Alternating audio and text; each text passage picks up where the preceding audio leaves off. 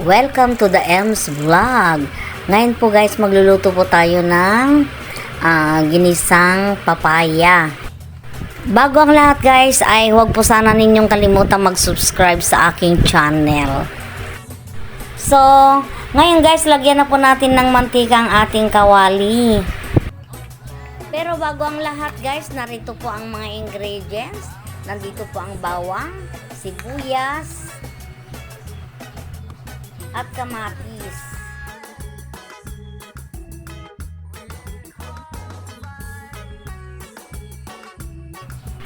Lalagyan din po natin ng pamintang durog guys. At syempre naman po, hindi po mawawala ang ating chicken cube. Yan po ang the best na pampalasa sa ating ginisang papaya. Ganon din po ang paggisa sa ginisang upo po. Iisa lang po ang kakailanganin po ng mga ingredients.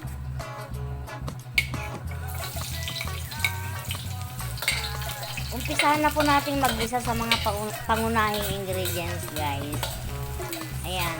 Simple lang ho, ang gagawin lang po natin ay halo-haluin po natin ang ating bawang hanggang sa ito ay mag golden brown guys. Depende po sa inyo kung gusto po nyo ng nag-golden brown ang ating bawang, pwede rin pong hindi. Ganyan lang po. Ating hahalo-haluin para po pumantay ang pagluto. Dahil po sa naparami po ang ating mantika, bawasan po natin.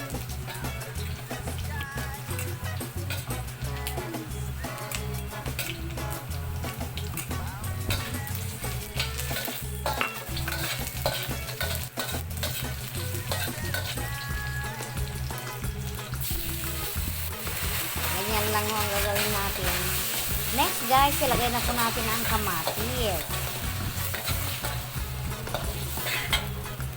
Mas madali kasing maluto ang ating mga pangunahing ingredients guys kung tama po sa init ang ating mantika. Lagyan na rin po natin ng pamintang powder guys. Pwede rin po yung dinikdik po na bawang. Ay, paminta. Depende po sa gusto po ninyo. Ayan, dahil sa amin, yan lang po ang available, kaya yan po ang nilalagay po namin. At saka, pareho lang din naman po na paminta, dinurog lang. O kaya, powdered lang siya. Ayan. Lagyan na rin po syempre natin ng ating chicken cube. Para habang iginigisa po natin ang kamatis ay unti-unti naman pong nadidissolve yung ating chicken cube. Yan. Ganyan lang po ka-easy. Sa mga hindi pa ho gaanong marunong magluto o kaya nag-uumpisa pa lang po sa buhay may asawa, ayan, panoorin po ninyo kung paano ko po niluluto ang ginisang papaya. Ayan. Kahit anong gulay ho,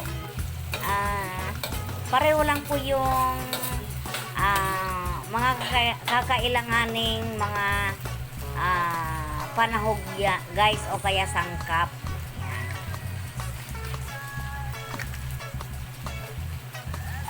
Ganyan din po kung gusto po ninyong magluto ng sarsyadong itlog. Ganyan na ganyan din po. May kamatis din po. Ayan, kung nakikita po ninyo yung panahog ko, nag-ano na. Nagmamadali po kasi tanghali na. Abutan po kami ng pagdating ng mga bata galing sa school. Takpan mo po muna natin guys para madaling matunaw yung yelo. Ayan guys, inilagay ko na po yung ating papaya. Hindi ko na po naipakita sa inyo. Ganyan lang po kadali guys. Ayan. Takpan po uli natin. Luto na po niyan guys at templado na rin po.